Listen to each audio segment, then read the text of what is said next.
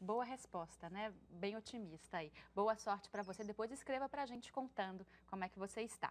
A Eliana Silva, agora de Portugal, pergunta o seguinte. Ela está muito preocupada, fez uma ecografia pélvica e foi constatado que ela tem 2 miomas subserosos. A maior preocupação é que ela ganhou muito peso, ela tem 35 anos e está com 67 quilos.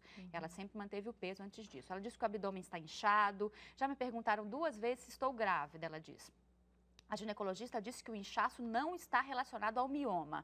Ela vai passar por uma cirurgia em breve, mas a maior preocupação dela é a seguinte: por que tenho tanto inchaço e estou sempre tão mal disposta, com dores e cólicas menstruais? Tenho um corrimento fortíssimo que, mesmo fazendo o tratamento, insisto em voltar. Queria entender um pouco mais sobre as causas do mioma e os problemas que ele pode causar. Isso também pode estar relacionado, doutora? Olha, o mioma, ele é um tumor benigno da musculatura do útero. Eu até trouxe um útero para ilustrar. Deixa eu passar para a senhora para a gente mostrar aqui. Vamos lá.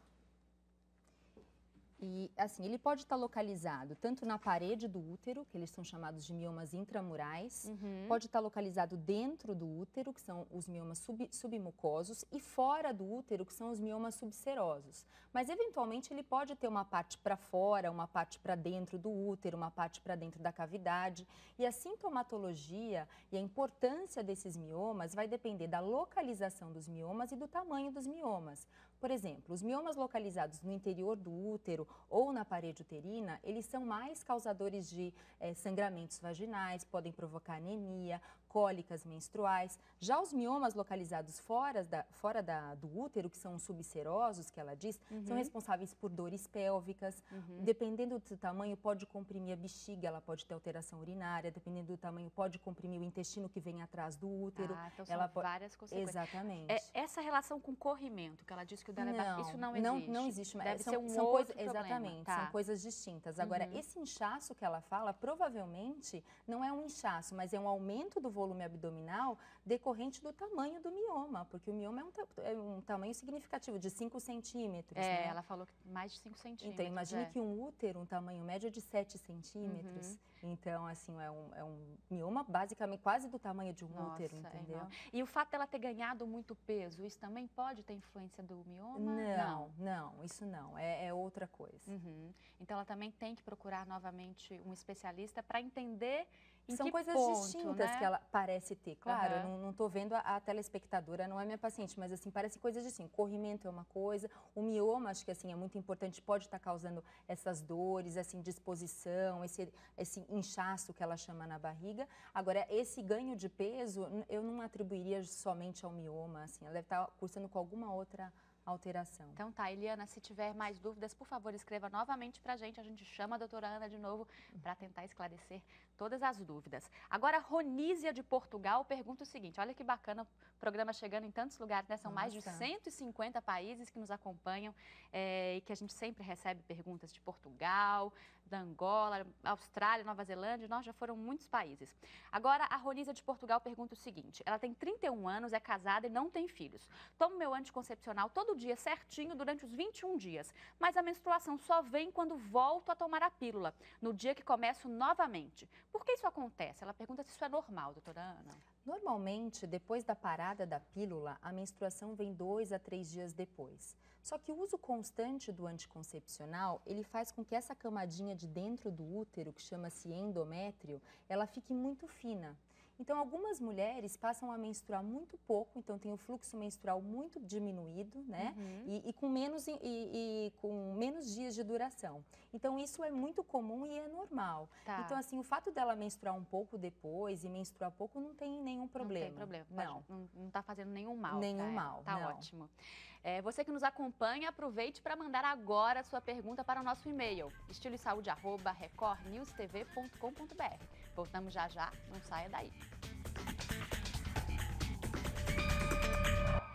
São 6h16, o Estilo Saúde está de volta hoje ao vivo com a ginecologista e obstetra Ana Lúcia Beltrame, que esclarece as dúvidas de nossos telespectadores sobre saúde da mulher.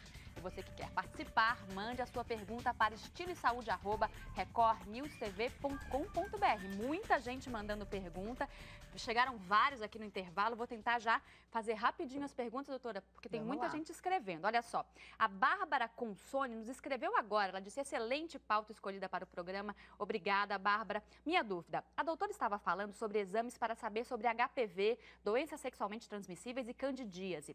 Gostaria de saber se o resultado de exames divulgado quando fazemos doação de sangue é capaz de revelar esses tipos de doenças. Não, na verdade, assim, o HPV e a candidíase, eles são diagnosticados através do exame clínico, se apresenta, principalmente a candidíase, que tem aquele corrimento esbranquiçado, ardor, a vermelhidão, e o HPV, quando ele se manifesta clinicamente, através do exame clínico. Se não, ele pode ser diagnosticado através de alguns exames, um deles é a captura híbrida, que a gente consegue visualizar através de um exame de laboratório. Específico, né? Pedido para esse para fim, o HPV, exatamente. Okay. Interessante sua pergunta, Bárbara, obrigada pela participação e continue escrevendo para a gente. Agora, a Edivanes pergunta o seguinte, também mandou a perguntinha agora, hein, gente? Se você está aí perto de um computador, corre para a internet, escreve para a gente.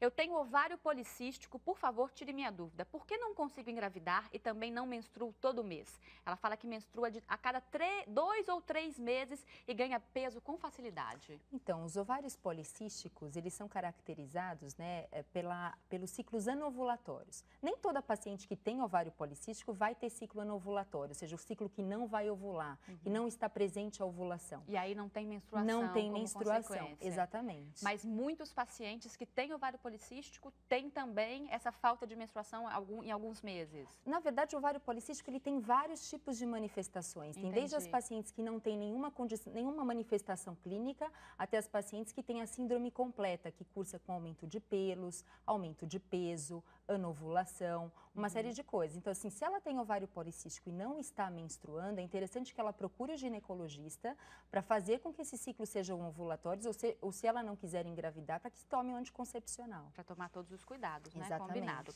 Agora, a pergunta é a seguinte, doutora, eu gostaria de saber se o mioma pode causar câncer. Quem nos pergunta é a Rosângela Guilherme, lá de Pernambuco. Então, como eu tinha falado, o mioma, ele é um tumor benigno. Em raríssimos casos, ele pode sofrer uma alteração que chama-se leiomiosarcoma, mas ela não deve se preocupar com isso. Isso aí é raríssimo, dificilmente. E ele tem um comportamento muito diferente, ele cresce muito rapidamente, tem características ultrassonográficas distintas. Então, a grande parte dos miomas são tumores benignos. Tem que tratar do mesmo jeito, claro, né? Quer dizer... Mas não se malignizam. Mas não se preocupar com câncer, né? Tá respondido aí, Rosângela. Obrigada pela pergunta. Agora, alguém que nos escreve de Cabo Verde, olha que bacana, Zalica. Nas últimas 3 vezes que pratiquei sexo, ela pergunta, sangrei, estou preocupada, o que pode ser? Me falaram sobre a possibilidade de ser um ectrópio, será que é isso? Ela pergunta. O que é o ectrópio? O ectrópio é a famosa feridinha do colo do útero. Então, assim, como que é o colo do útero? A parte externa do colo do útero, ela tem uma camada, um epitélio mais grosso. E que ela é mais grosso justamente para aguentar as diferenças de pH vaginal, as bactérias, enfim. E tem a parte mais interna do colo do útero, que ela é uma parte mais sensível, mais glandular. Algumas condições, por exemplo, o uso de anticoncepcional pode predispor a extravasamento dessa camada de dentro para fora, formando esse ectrópio. Na grande parte das vezes, esse ectrópio ele não tem nenhuma consequência para a paciente. Mas, assim, toda paciente que tem um ectrópio ou então alguma alteração de Papa Nicolau, ela deve ser submetida a um exame colposcópico, que é um exame mais detalhado, para visualizar se tem alguma alteração do tecido, da célula e se precisa eventualmente ser tratado. Agora, esse sangramento pode estar relacionado? Sim, sem dúvida, né? Pode estar relacionado. E se ela começar a ter esse sangramento, a gente eventualmente tem que tratar esse ectrópio através de cauterização. Eu acho que essa é uma pergunta importante, a gente já recebeu outras perguntas semelhantes em outros programas, doutora. Quer dizer, praticar sexo... Sangrar não é normal, né? Não é Realmente normal. É sinal de que alguma coisa, então é preciso investigar. Sim, né? Não necessariamente alguma coisa ruim, mas é importante que ela vá ao ginecologista, que faça um exame de Papa Nicolau, que veja se realmente é um ectrópio, se tem alguma outra coisa relacionada, que pode ser um pólipo também, que pode estar sangrando. Para tirar toda qualquer dúvida, né? Agora,